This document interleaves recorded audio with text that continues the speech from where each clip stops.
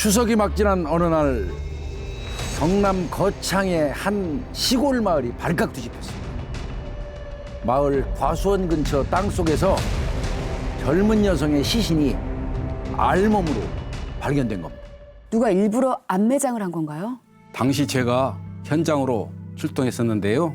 어느 정도 땅을 파 내려가다 보니까 시멘트가 발라져 있었습니다. 시멘트를 깨니까 다시 흙이 나오더라고요. 그래서 또 파 내려갔는데요. 어느 순간 다시 삽이 덜컥 하면 들어가지 않는 겁니다. 또? 보니까 또 시멘트가 발라져 있었습니다. 두 번째 시멘트를 깨고 나니까 웅크리고 있던 여성의 시신이 보였습니다. 부검은 진행이 됐나요? 시신이 발견된 때가 가을이었습니다. 알고 보니 이 시신은 여름부터 매장돼 있었습니다. 부패가 꽤 진행이 됐겠네요. 그런데 이 여성의 경우는 맨눈으로 봐도 살아있을 때 상황을 어느 정도 알 수 있었습니다. 시멘트에 덮여져 있었잖아요. 공기나 습기 등을 차단하면서 부패가 천천히 진행됩니다. 시신을 자세히 살펴보니까 몸 전체에 멍자국으로 뒤덮여 있었습니다. 어떻게 맞았으면 저렇게 멍이 들 수 있을까? 그런데 여기서 끝이 아니었어요. 턱뼈가 세 군데에서 골절이 되어 있었고요. 치아도 부러져 있었습니다. 더더군다나 왼쪽 손목, 왼쪽 다리 등에 무언가에 찔리고 베인 듯한 상처가 확인되었습니다. 특히 피부에서 딱딱하고 단단하게 보이는 섬유화가 관찰되었습니다. 피부가 섬유화된다는 게 어떤 의미예요? 우리 몸이 어떤 충격을 받으면 출혈이 생기고 피가 고이게 될 수 있잖아요. 우리가 흔히 이걸 멍이라고 부르기도 하고요. 이 고인 피가 흡수되는 과정에서 치유 과정이 일어나는데요. 이게 한 번이면 잠깐 생기는데 여러 번 반복이 되면 피부가 딱딱해지고 감각이 둔해지는 거죠. 이걸 섬유화라고 합니다. 그러니까 이 여성은 누군가에게 반복적이고 무차별적으로 폭행을 당했다고, 그것도 장기적으로 이렇게 판단할 수 있겠습니다. 그럼 결국엔 맞아서 죽은 건가요? 그렇게 단정할 수는 없었습니다. 왜냐하면 폐에 거품 덩어리가 남아 있었는데요. 주로 익사한 사람에서 발견된 소견입니다. 대체 왜 이렇게 끔찍하게 죽어야 했는지 이거 너무 안타깝네요. 이 여성의 신원이 밝혀졌나요? 피해 여성은 광주에 살고 있던 20세 수희 씨였습니다. 2달 전에 집을 나가서 가족들도 애타게 찾고 있던 상태였습니다. 가족들이 너무 충격이었을 것 같아요. 그렇죠. 처음에 어떻게 수희 씨가 안매장된 걸 알게 되셨어요? 이상한 신고 덕분이었습니다. 제가 당직 근무를 하고 있었는데 군산경찰서로 신고 전화가 걸려왔어요. 딸이 친구 집에서 납치된 것 같다라는 내용이었습니다. 이 여성이 안매장됐던 수희 씨예요? 아닙니다. 납치당한 여성은 수희 씨가 아닌 20대 혜진 씨였습니다. 그 당시에 딸 혜진 씨는 가출한 상태였는데요. 부모님에 의하면 딸의 친구가 전화로 혜진 씨가 자기 집에 와 있는데 이상한 사람들이 와서 끌고 갔다, 이렇게 말을 했다는 겁니다. 정말 이상한 것이 혜진 씨의 남자친구가 혜진 씨를 다짜고짜 납치했다는 겁니다. 데이트 폭력 혹은 스토킹의 피해를 당하고 있었나요? 고물상에 있었던 CCTV를 살펴봤는데요. 그런데 좀 뭐가 이상했습니다. 차량 문이 열리고 남자 하나가 내리네요. 저 남성이 혜진 씨의 남자친구입니다. 친구 집에 있던 혜진 씨를 데리러 가는 모습입니다. 근데 남자친구 한 명만 있는 게 아니네요. 다른 여성도 있고 남자도 한 명 더 있고요. 여자가 팔짱을 딱 끼고 있네. 화가 나 있어. 분홍색 티셔츠가 혜진 씨인가 봐. 혜진 씨를 때리는 거예요. 왜 때리는 거야? 오자마자 대뜸 따기부터 때리네요. 근데 강압적으로 지금 차에 태우는 거 보니까 이건 납치 맞는 것 같아요. 네. 수사팀이 바로 CCTV에 찍힌 차량을 추적했습니다. 전화번호를 확보하고 전화를 걸었습니다. 덩치 큰 남성이 전화를 받았습니다. 납치가 아니라 아는 여자에게 정심을 사주려고 익산에 있는 고깃집에 데리러 왔다, 이렇게 말했습니다. 바로 그 고깃집으로 출동했습니다. 혜진 씨를 보니까 아무 일 없듯 남자친구 옆에 꼭 붙어 있었습니다. 그래서 혜진 씨에게 괜찮냐, 고기 사주러 데려온 게 맞냐, 이렇게 물었죠. 그랬더니 맞다라고 고개를 끄덕였습니다. 분명히 CCTV에 남긴 모습은 화기애애하게 고기 먹으러 가는 모습은 아니었거든요. 저도 그렇게 느꼈습니다. 혜진 씨가 묘하게 겁을 먹고 있는 느낌이었거든요. 그래서 신고가 들어왔으니까 조사를 하긴 해야 한다. 일단 경찰서로 가서 서류만 정리하자. 이렇게 설득해서 4사람을 경찰서 데려왔습니다. 신고했던 혜진 씨 어머니가 안절부절하면서 꺼내신 말이 있었습니다. 혜진이가 며칠 전부터 이상한 소리를 냈어요. 물을 뿌려서 사람을 죽였다고. 혜진 씨가? 그리고 땅에 묻었대요. 자기도 묻힐 것 같다고 무섭다고. 그래서 윤길중 형사님이 혜진 씨를 납치한 사람들과 혜진 씨를 철저히 분리하고 혜진 씨와 1대1 면담을 진행했다고 합니다. 사람을 죽인 거 맞냐라고 물었습니다. 그런데 아니라고 하면서 덜덜 떨더라고요. 처벌하는 게 아니라 사실대로 이야기해라. 그래야 진짜 범인을 처벌할 수 있다라고 하면서 달랬습니다. 그러니까 살짝 고개를 숙이면서 동의하더라고요. 혜진 씨를 차에 싣고 간 남녀는 익산에 사는 남성 차 씨와 동거 중인 여자친구 이 씨였습니다. 혜진 씨와 여성 이 씨는 동네 선후배 사이였고요. 그러니까 어느 날 혜진 씨가 남자친구와 같이 지내고 싶은데 지낼 곳이 없다고 얘기했더니 이 씨가 내가 지금 남자친구 차 씨와 같이 지내고 있는데 방이 2개니까 우리 집에서 살아도 된다 이렇게 제안했다고 합니다. 그래서 두 커플이 빌라에서 함께 살게 된 거죠. 그런데 며칠 후부터 언니의 남자친구인 차 씨가 돌변하기 시작합니다. 여기서 살고 싶으면 내가 시키는 대로 해. 나 조폭인 거 알지? 협박하면서 혜진 씨 커플을 차 씨 마음대로 통제하려 했던 겁니다. 심지어 차 씨는 혜진 씨 커플을 협박해서 휴대폰 만남 어플과 SNS를 통해서 성매수자들을 찾고 혜진 씨에게 성매매를 시켰던 겁니다. 그렇게 번 돈을 전부 갈취했고요. 자기 여자친구의 후배를 지금 성매매로 이용해 먹었다는 거잖아요. 여자친구가 강제로 성매매를 하는데 이거 남자친구가 가만히 있었나요? 차 씨는 그 혜진 씨 남자친구도 협박했다고 합니다. 일용직을 시키고 받아온 일당을 모두 갈취하고 뺏었습니다. 그런데 혜진 씨의 말을 들어보니까 그 빌라에는 혜진 씨 커플 말고 조폭 차 씨와 여자친구 이 씨, 그리고 차 씨가 교도소에 만난 김 씨, 혜진 씨 커플과 또 다른 여성 2명이 더 있었어요. 차 씨, 이 씨, 김 씨 3명은 혜진 씨 커플에게 했던 것처럼 여성 2명을 협박하고 돈을 갈취하면서 살고 있었습니다. 함께 지내던 여성 2명 중 1명은 혜진 씨 커플이 빌라에 들어오고 얼마 뒤에 이 빌라에 들어온 20대 여성인데요. 바로 안매장된 수희 씨였습니다. 대체 이 빌라에서 무슨 일이 있었던 거죠? 어느 날 수희 씨의 SNS로 누군가 연락을 해왔어요. 바로 이 조폭 차 씨였는데요. 너 가출했냐? 그러면 숙소를 제공하고 일자리를 소개시켜 줄 테니까 와라. 뭐 이런 식으로 이제 꼬여냈던 겁니다. 유인했구나. 그래서 이 차 씨는 대구까지 가가지고 수희 씨를 익산으로 데려온 겁니다. 그 차 씨는 수희 씨의 휴대폰을 먼저 뺐고 빌라에 데려온 그날부터 성매매를 시켰다고 합니다. 근데 예상치 못한 일이 생겼어요. 수희 씨를 데리고 왔는데 머리 뒷부분에 큰 상처가 있었습니다. 그래서 성매수 남성이 퇴짜를 놓은 거예요. 돈도 못 벌고 빈손으로 돌아오니까 차 씨 일당이 이 수희 씨에게 엄청난 분노를 표출했다고 합니다. 이 차 씨 일당은 수희 씨 이름으로 대출을 받으려고 시도를 했는데요. 이거마저도 불발이 됐습니다. 신용불량자였어요. 이때부터 수희 씨의 지옥이 시작되는 겁니다. 차 씨 일당은 수희 씨를 베란다에 감금했습니다. 그리고 거실에서 문을 잠가버리고 수희 씨를 베란다에서 먹고 자게 했습니다.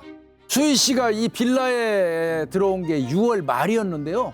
8월 중순까지 한참 더운 여름에 창문도 열지 못하게 했습니다. 그런데다가 이제 밥도 종이컵으로 이틀에 한 번만 줬다고 합니다. 수사 당시에 가해자인 차 씨와 교도소 동료인 김 씨의 휴대폰을 포렌식했었는데요. 차 씨 일당이 수희 씨를 학대하면서 찍은 영상이 발견됐습니다. 가해자들이 토치로 수희 씨의 머리카락에 불을 붙이기도 하고요. 고데기를 뜨겁게 달궈서 살해되기도 했습니다. 또한 테이프로 수희 씨 온몸을 칭칭 감아서 움직이지 못하게 한 다음에 성추행을 하기도 했고요. 한 영상에 보면 이 김 씨가 웃으면서 낫을 이렇게 가는 모습이 담겨 있어요. 이 낫으로 수희 씨의 허벅지하고 발등을 찍었던 겁니다. 죽기 전에도 이 베란다는 완전 고문실이었고요. 이 빌라는 벗어날 수 없는 지옥이었던 셈이네요. 그러던 어느 날 수희 씨가 베란다에서 옷을 입은 채 변을 봤습니다. 차 씨가 이제 변을 씻는다고 하면서 수희 씨에게 물을 뿌렸는데요. 갑자기 이제 물이 몸에 쏟아지니까 수희 씨 입장에서는 몸부림을 좀 쳤던 것 같습니다. 이때 옆에 있던 김 씨가 살짝 맞은 겁니다. 이 뿌리치는 과정에. 김 씨가 화가 나가지고 수희 씨의 머리를 잡고 코와 입에다가 물을 계속 쏘아댄 겁니다. 부검 결과에서 수희 씨가 익사의 기전이 있었다고 했잖아요. 네. 이제 바로 가해자들이 수희 씨가 숨을 쉴 수 없을 정도로 코와 입에 물을, 그것도 뜨거운 물을 뿌려대는 것 때문에 결국 수희 씨가 익사의 기전으로 사망하게 됩니다. 이 빌라에 있던 피해자들이 총 4명이잖아요. 근데 가해자는 3명이란 말이에요. 다 같이 힘을 합해서 도망칠 수는 없었을까요? 왜 이렇게 속수무책으로 당하기만 했을까요? 혜진 씨와 남자친구 그리고 또 다른 여성 수희 씨는 지적 장애인이었습니다. 경증의 지적 장애인들은 단순한 의사소통이 대부분 가능하고요. 외적인 특성도 명확하지가 않습니다.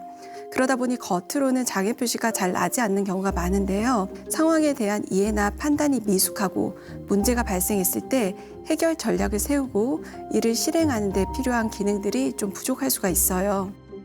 그래서 범죄의 유혹에는 쉽게 넘어가지만 빠져나오기는 어려운 것입니다.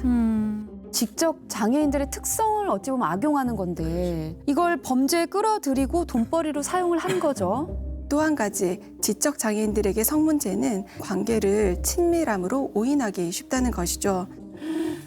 설령 성착취를 인지하게 된다고 하더라도 가해자들이 제공하는 소속감과 관심이 좋아서 가해자들에게서 벗어나는 것을 거부하게 될 수도 있습니다. 그런데 돈을 못 벌어오면 그냥 곱게 집에 돌려보내주면 되는 거지. 왜 이렇게 고문까지 하고 학대하고 결국에는 살해까지 했을까요? 수희 씨 같은 경우는 돈도 못 벌어오고 화가 많이 나서 때리고 학대를 했는데 몸에 상처가 많이 났을 거 아니에요.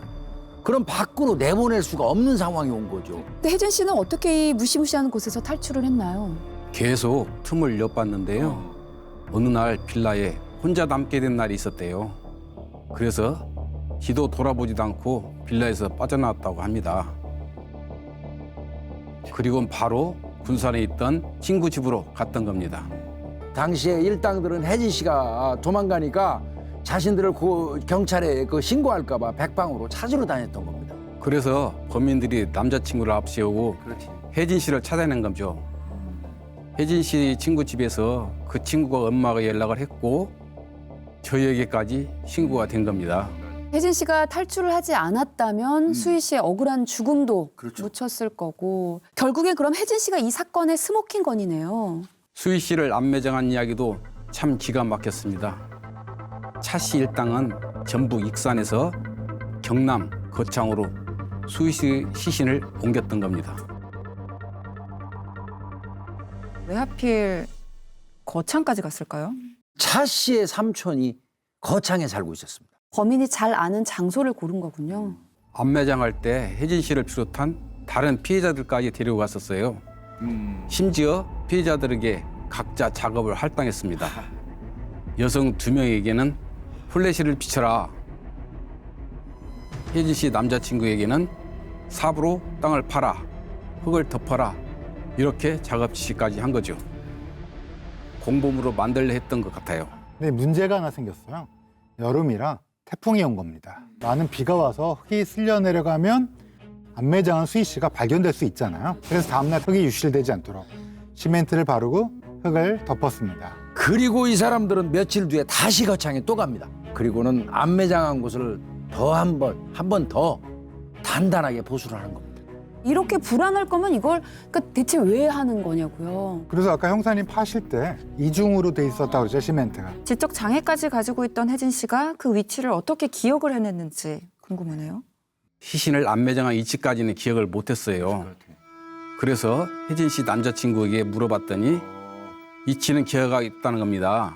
그 길로 바로 거창으로 갔었습니다. 막상 가니까 헷갈려 하더라고요.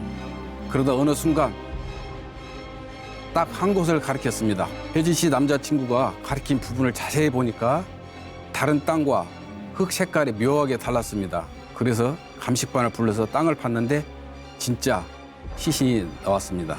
지적장애가 있는 20대 여성을 폭행해 숨지게 하고 시신을 암매장한 일당이 경찰에 붙잡혔습니다. 이들은 장애 여성을 원룸에 감금하고 말을 듣지 않는다는 이유로 장기간 폭행을 일삼아 온 것으로 드러났습니다. 태풍이 와서 흙이 쓸려나가서 시신이 발견될까 봐 두려워서 결국엔 암매장 장소에 총 3번을 간 거잖아요. 그러는 바람에 혜진 씨 남자친구가 지적 장애를 가지고 있었음에도 정확하게 그 포인트를 기억할 수 있었던 거고요. 혜진 씨가 납치된 순간부터 10시간 만에 암매장된 수희 씨 시신을 찾았더라고요.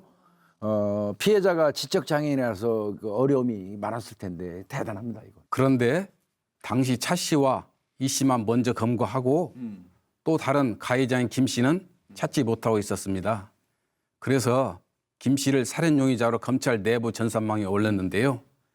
며칠 후에 대전 서부서에서 연락이 왔습니다. 김 씨가 대전에서 중고물품 거래를 하다가 사기로 걸려서 경찰서에 들어와 있다는 거예요. 그러니까 그걸 보고 놀라서 이제 아마 담당 형사한테 연락을 했던 걸로 보입니다. 사람을 죽여서 암매장을 해놓고 나서 중고 거래를 하고 있었다고요. 기가 차서 이제 욕이 끝까지 차오르네요. 뭐 가지가지 한다 뭐 이런 얘기. 차 씨 일당이 순순히 범행을 인정했나요? 처음엔 모두 범행을 부인했습니다. 서로 각자가 안 주겠다고 책임을 미루더라고요. 그래서 김 씨에게 차 씨는 내가 다 시켰다고 진술했다. 진짜냐? 이렇게 물었지요. 그러니까 절대 아니라고 하면서 처음부터 끝까지 다 이야기를 했던 겁니다. 서로 자기 살겠다고 다 솔직하게 진술을 하는 거네요. 판결 어떻게 나왔나요? 그 1심에서 차 씨는 30년, 차 씨 여자친구인 이 씨는 7년, 김 씨는 20년을 선고받았습니다. 다른 피해자들은 강요에 의한 공모가 인정되어서 집행유예를 선고받았습니다. 사람을 그렇게 때리고 암매장까지 했는데 이거는 사형이나 무기징역감 아닌가요? 1심 재판 후에 차 씨가 자신은 주범이 아니라면서 총 21쪽의 반성문을 썼어요. 다시는 이런 일을 하지 않고 바르게 살아가겠습니다. 다만 덩치도 크고 몸에 문신이 있다는 이유로 사건의 핵심 주범으로 몰려 하지 않은 행위들까지도 누명을 쓰게 됐습니다. 하루빨리 가족의 품으로 돌아가고 싶습니다. 가족을 2번 다시 못 만나게 만들어 놓고 자기는 가족의 품으로 돌아가고 싶다니 이게 할 소린가요? 그런데 차 씨 일당은 모두 형이 과하다면서 항소를 했어요. 항소요? 반성문은 왜 쓴 거죠, 그럼? 최종 판결 어떻게 났어요? 차 씨는 30년에서 무기징역, 올라갔죠. 차 씨 여자친구는 징역 7년에서 8년, 김 씨는 20년에서 25년으로 가중됐던 겁니다. 오히려 항소를 해서 가중된 거면 정말 인과응보, 이거 속이 시원하긴 하네요. 인간 이하의 악행을 저지른 사람들을 직접 조사하셨는데 어떠셨어요? 마음이 착잡했죠. 사람이 할 짓이 아닌데 너무나 가슴이 아팠습니다. 조사가 다 끝나고 차 씨에게 할 말이 없냐고 물었습니다. 그랬더니 여자친구를 만나게 해달라고 하더라고요. 여자친구를 보게 해줬더니 여자친구에게 대뜸 사랑한다, 뽀뽀 한번 하자. 아씨. 어이가 없었습니다. 여자친구도 어이없다는 표정으로 후승차에 타 버렸습니다. 제발 그 안에서 반성하길 바랍니다. 그 어떤 경우에도 사람이 다른 사람의 돈벌이에 이용당하는 수단이 될 수는 없습니다. 스모킹건 여기서 마치겠습니다.